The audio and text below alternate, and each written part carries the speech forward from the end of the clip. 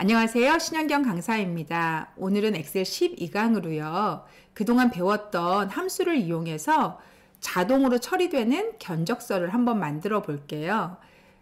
이 견적서를 만들 때 뭐가 필요하냐면 미리 세팅해 놓은 것들이기 때문에 데이터가 들어있지 않는 순간에는 어떤 모습을 하고 있어야 하나 라고 하는 게 문제로 대두가 되거든요.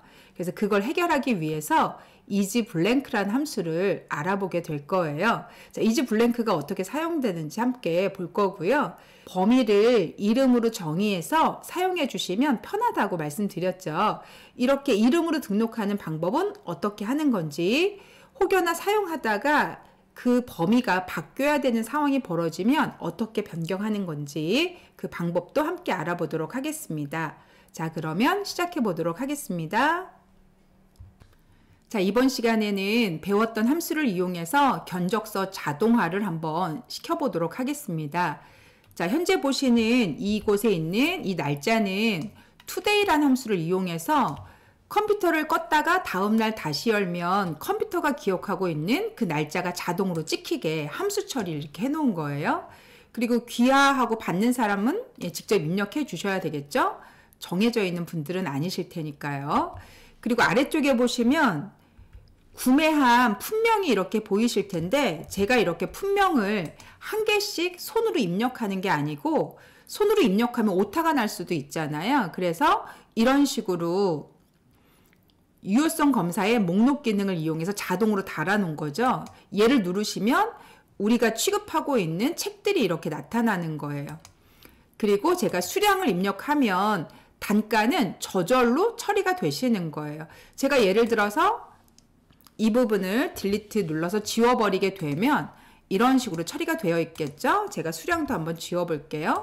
제가 얘를 누르고 시크릿 하고 눌러주게 되면 단가가 이렇게 자동으로 처리가 되는 거예요.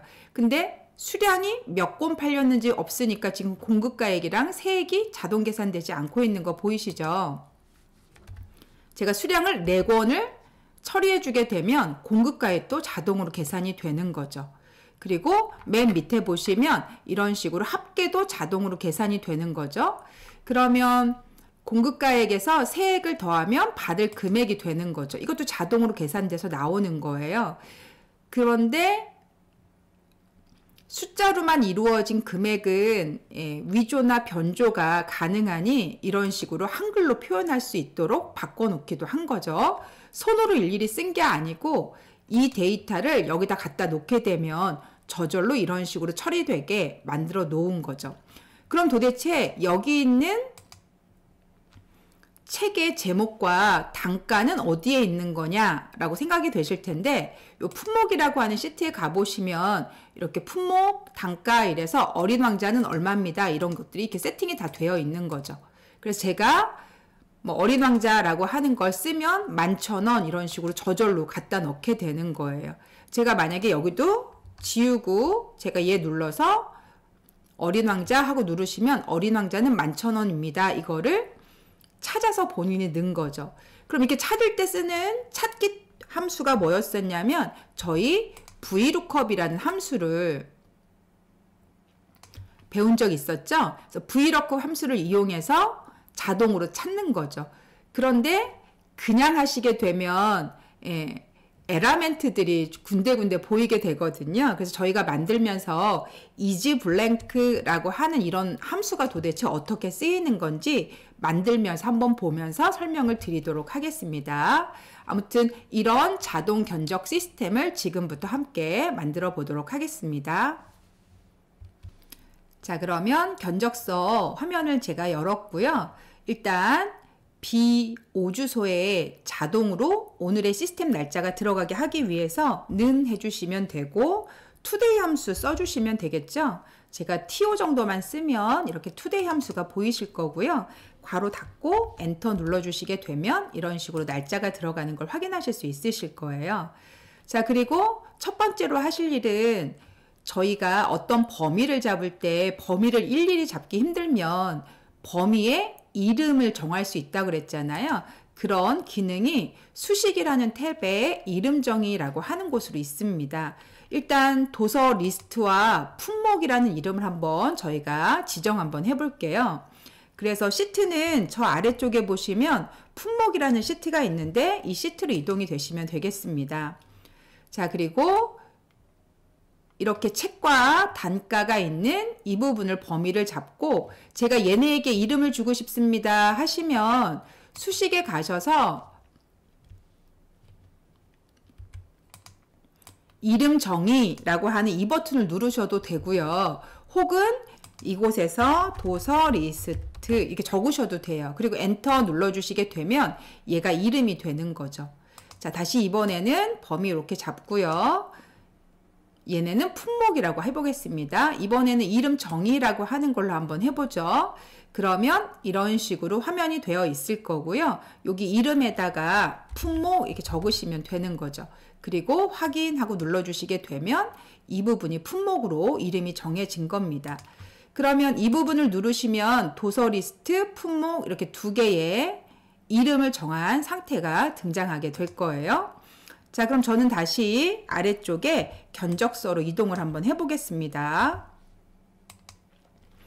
그리고 여기 품명이라고 되어 있는 곳이 제가 책 이름을 타이핑하지 않고 버튼을 눌러서 선택하게 한번 해볼 거예요. 근데 얘만 있는 건 아니고 여기까지 책 이름이 들어가야 될 수도 있잖아요.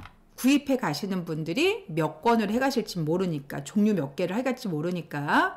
자, 일단 얘 선택하시고 맨 아래쪽에 있는 여기까지 Shift 누르고 클릭 한번 해주시게 되면 범위가 이렇게 잡히겠죠.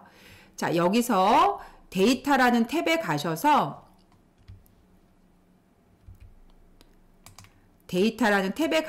여기 유효성 데이터 유효성 검사라고 하는 이 부분을 클릭해 주시면 됩니다.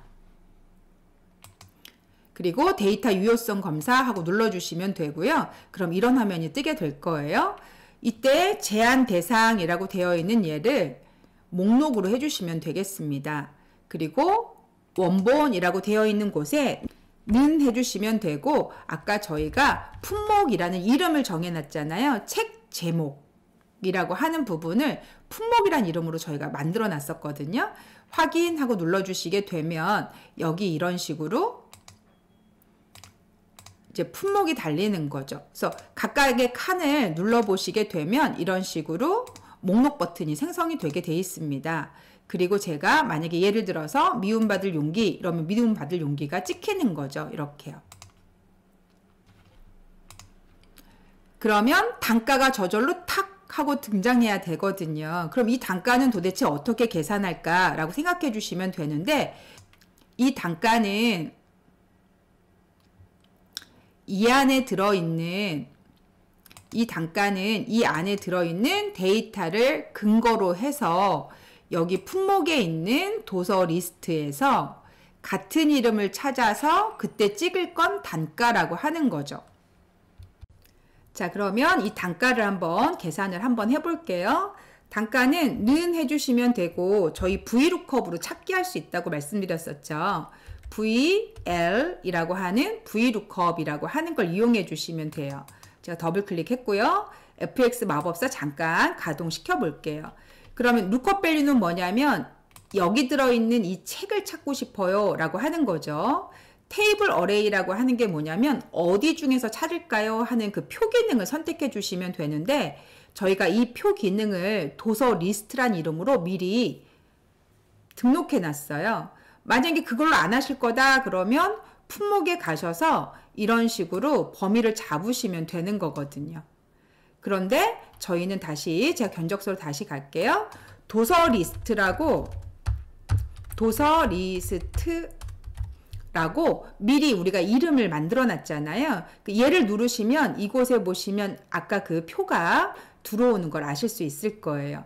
그리고 컬럼 인덱스 넘버는 그래서 같은 종류를 찾으면 무엇을 찍을 거냐라고 하는 건데 아까 저희 품목이랑 단가가 있었잖아요. 근데 저희가 단가를 찍어야 되거든요.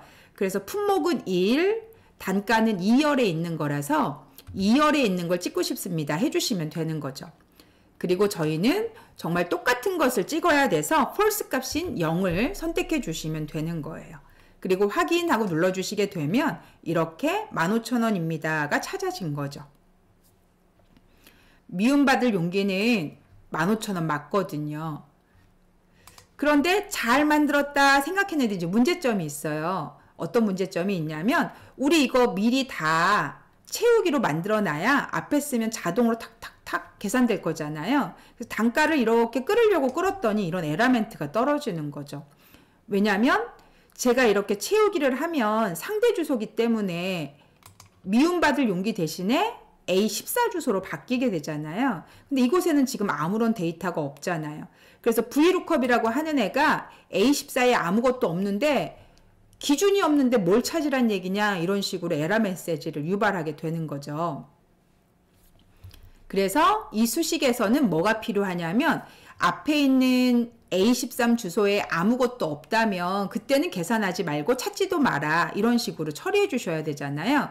그럴 때 쓰시게 되는 함수가 isBlank라고 하는 이런 함수예요. 이 자리가 비었냐? 비었으면 아무것도 하지 말아라 이런 식으로 처리해 주시면 되거든요. 자, 저희도 한번 고쳐보도록 하겠습니다. 저는 단가 이 위치를 클릭했고요. 그리고 수식 입력줄에 클릭을 한번 했습니다. 자, 뭐가 필요하냐면 판단이 필요해요. 이 앞에 있는 데이터가 있냐 없냐 이렇게요. 판단하실 때에는 조건문이 필요한 거죠. if라고 하는. 판단하실 때에는 조건문이 필요한 거죠. if라고 하는. if하고 제가 가로를 열었고요. 그 다음에 조건이 뭐냐면 이 자리가 블랭크냐 하고 물어봐야 돼서 is라고 하면 블랭크라고 하는 단어가 보이시죠? isError라고 하는 걸 선택하시면 이 자리에 에러가 있냐? 에러가 생겼으면 참, 안 생겼으면 거짓 이렇게 되는 거예요.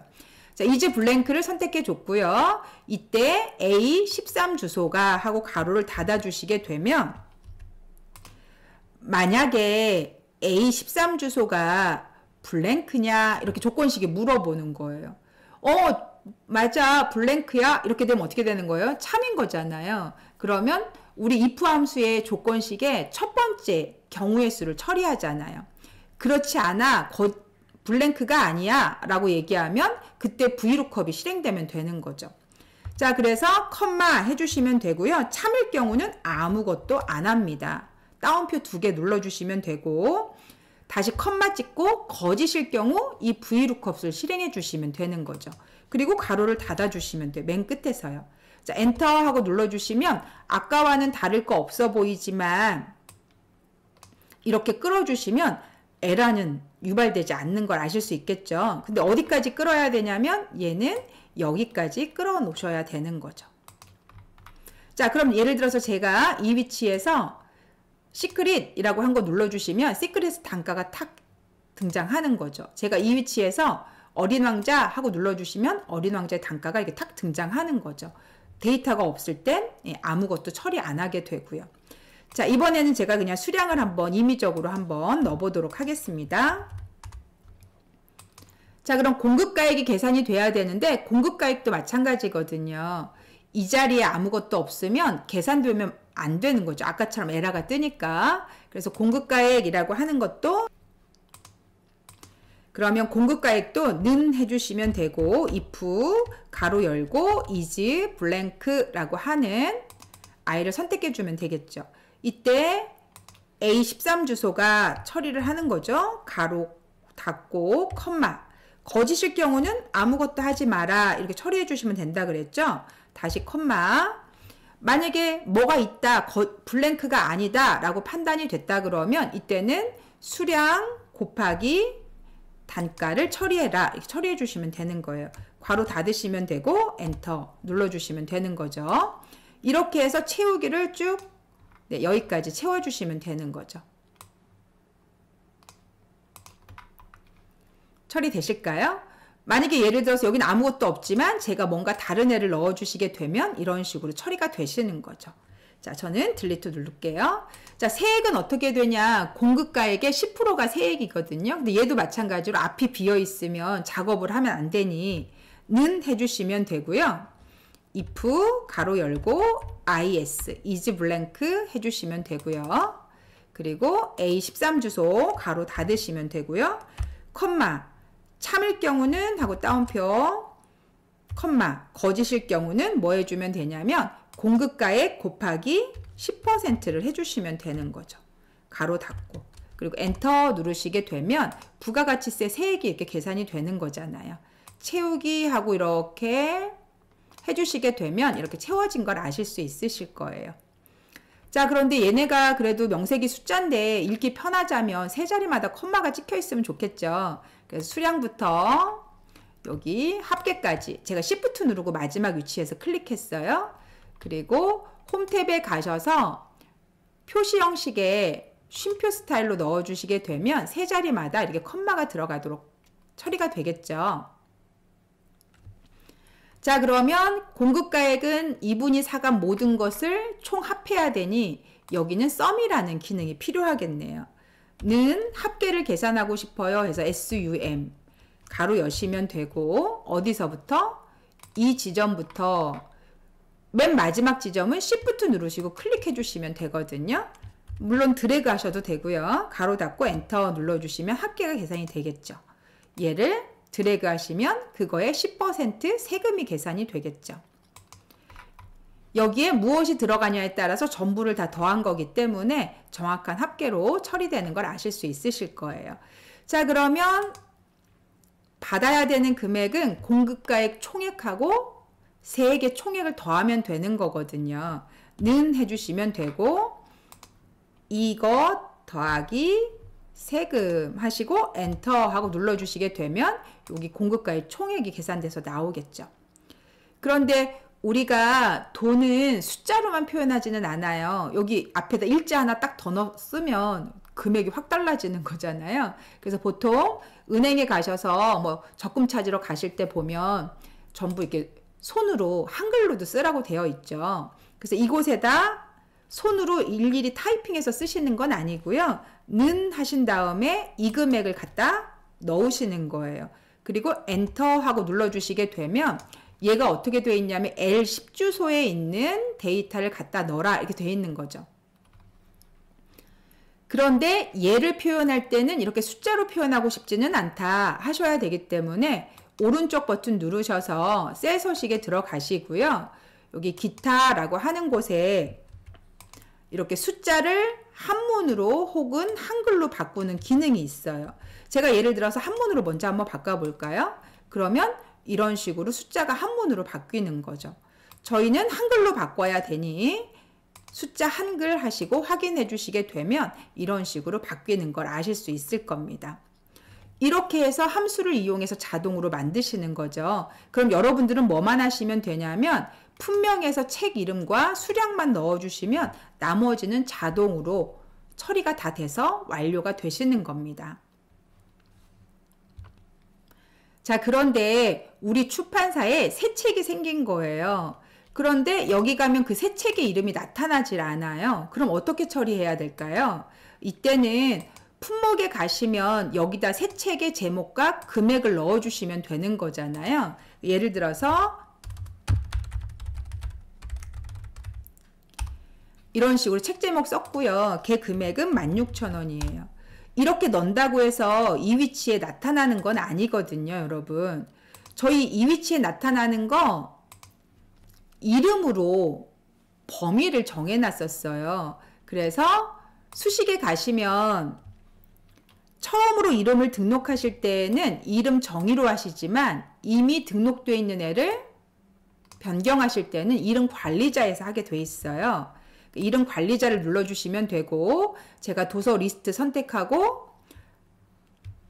편집 버튼을 누르시게 되면 수정이 가능해지시거든요. 그러면 선택해 주시고 도서 리스트 아까는 요만큼이었지만 여기까지다 이렇게 처리해 주시면 되는 거죠. 확인. 그리고 품목도 편집하고 눌러주시면 되고 클릭을 한번 해주시면 되는데 아까는 여기까지였는데 여기까지다 라고 처리해 주시는 거죠.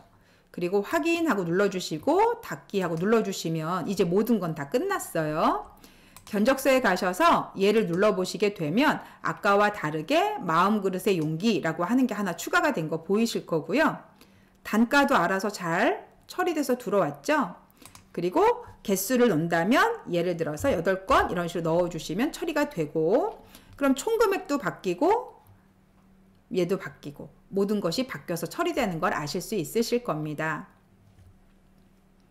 자, 이런 식으로 함수를 이용해서 자주 사용하는 폼들을 자동화 시켜 놓으시면 나는 최소의 일만 하고 나머지는 엑셀이 알아서 해주게 되어 있답니다.